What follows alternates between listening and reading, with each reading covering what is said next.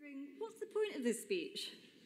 I mean, I can't give you any insider tips and policy direction. I can talk a bit later on, and I will, about where I think the Labour government will go and where I think they might get some things wrong.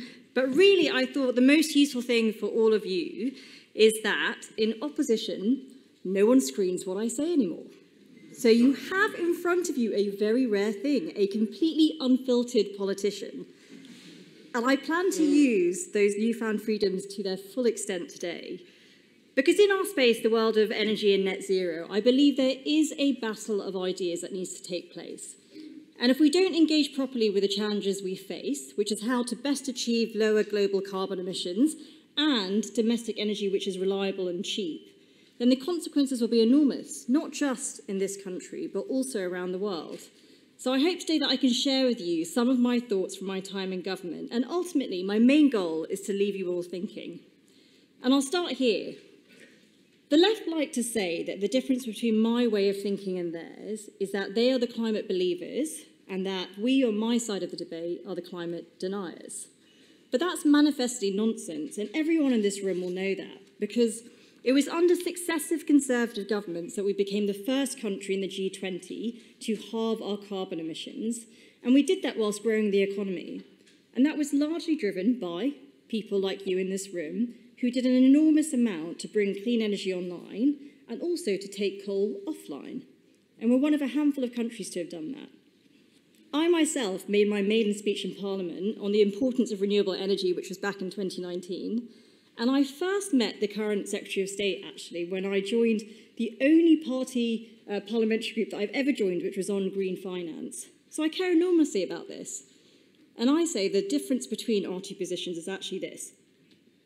I think we're too focused on domestic emissions. So we're 1% of global emissions overall, and I think we should be more focused on the role that Britain can play when it comes to the 99% of emissions that happen elsewhere. To just focus on the 1% is to set our sights too small, I think.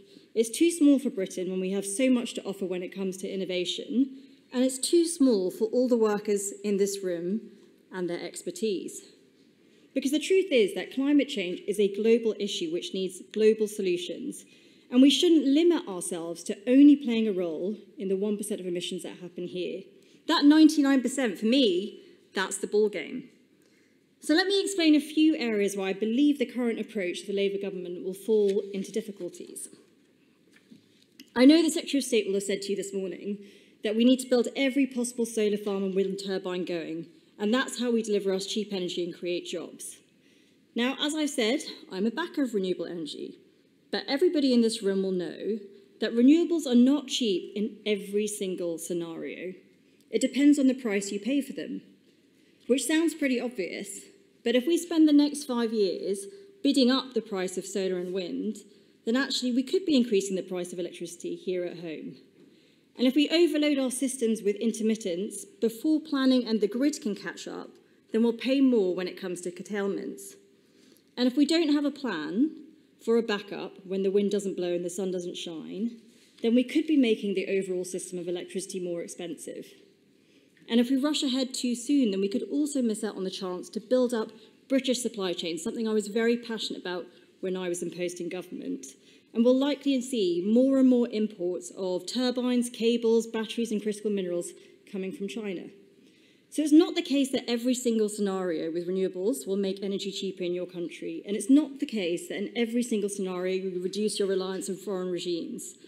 And just to come back to my argument about the 1%, that's not just important here. Of course, as a British politician, my priority is British bill payers and British jobs. But it's also important because the 99% are watching. At the moment, there's a handful of countries who are fully embarking on the clean energy project, but many more are looking on. And if we don't get this agenda right in the UK and similarly minded countries, then the entire global agenda around clean energy could fall. Developing countries will always need to prioritise access to cheap energy because that's the pathway to prosperity for their people. And if we make energy clean but expensive in the UK, then we'll be world leading, that's for sure, but no one's going to follow our lead. And in fact, we'd be adding to global carbon emissions because we'd simply be driving our businesses abroad to countries with cheaper and more polluting systems. And you can see that is happening in refineries and steel and other industrial sectors at the moment. And if a factory moves from the UK, which has virtually eliminated coal, to a country which is, say, 60% powered by coal, then that's worse for global emissions, that's worse for climate change. And that's why on our drive for clean energy, if we care about climate change overall, we cannot lose focus on that need for cheap energy. The second part I make is about global market distortions. We should also, of course, be looking at the overall impact on bills here, but we should also be looking at the price that we're paying here compared to auctions around the world. If we pay over the odds in Britain, then far from driving down green premiums for other less wealthy countries, we could be pricing other countries out. Now, we've seen this over the last few years. When there was an energy crisis or a need to procure vaccines, wealthy countries were able to pay up and less wealthy countries were priced out. That's how global markets work. But if you think that global climate change is a global challenge, and if you think there's a time limit to us reducing overall emissions, then you have to ask whether that approach makes sense, because we're in a global race for energy. And in my view, demand in countries like Britain is actually going to go up, despite what some people in my former department, brilliant as they may be, used to tell me, because of energy-hungry data centres and also the potential need for air cooling systems in the summer. And in developing countries around the world, the priority of my counterparts in energy was always to lift their people out of prosperity through cheap energy. There are still 600 million people, for example, in Africa who have no access to electricity. And if the choice is between a fossil fuel power system that they can build now or a power system which is expensive with supply chain constraints, of course they'll pick the former. So that's why pricing is important, not just for British bill payers, but also when you're thinking about a global energy transition. The third point I will make, and I have made this one before, is about innovation, and also the government's new 2030 target. As I've said before, I think innovation is the biggest contribution that Britain will make to climate change. And my worry is this: because of a new, rushed, and likely expensive domestic target, we're going to lose focus on the innovation of all those technologies which mainly come on stream after 2030. So fusion energy, small modular reactors, space solar, carbon capture, carbon removals. These could be some of the most important achievements that Britain makes when it comes to climate change. However, none will be ready at scale at 2030, and some won't be mainly operable in this country, take carbon removals as an example.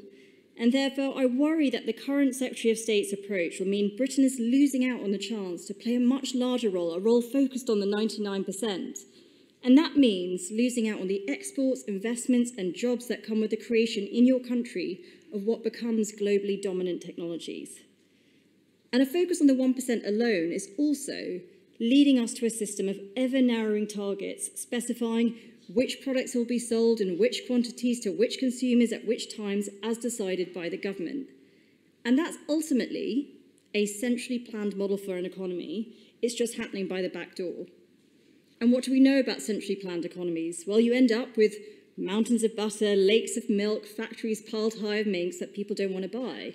And that's what you're risking as a government, ultimately, that you're directing productive capital to parts of the economy which might not be the most productive. And the people who that ultimately hurts, it's not just the taxpayer whose money you've wasted, or the bill payer whose energy is more expensive. It's also the people in this room. I want all of you to work in the most productive sectors possible. And I want you to be able to do that here in Britain. I don't want you to watch while those jobs are being created abroad.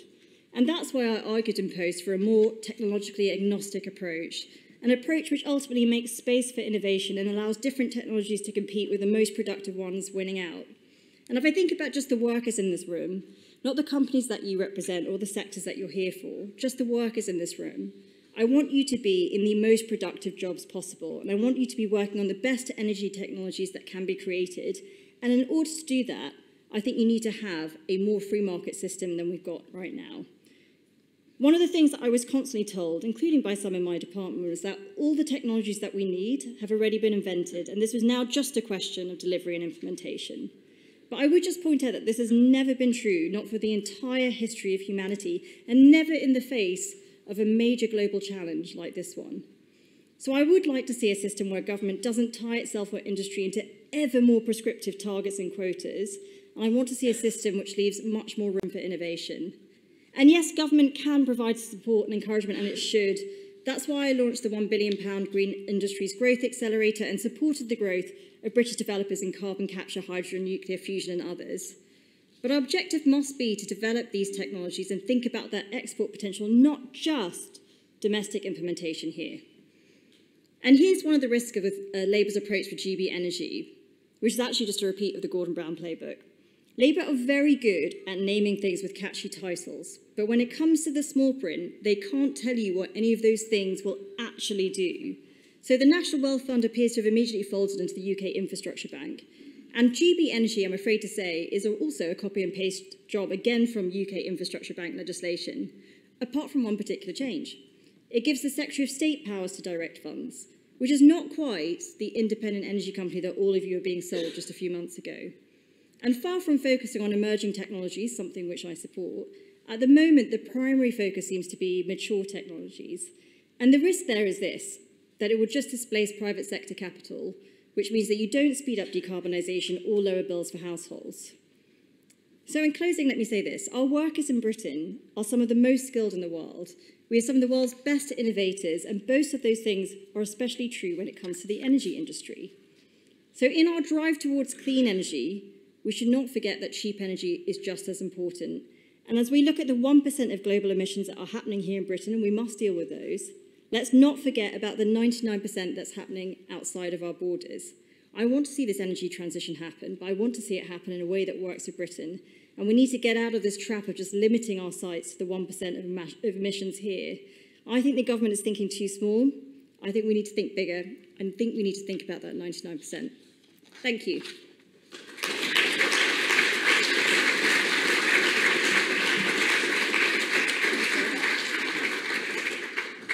Thank you very much, Claire, for that informative speech. Our next panel today will consider how we can unleash the UK's clean energy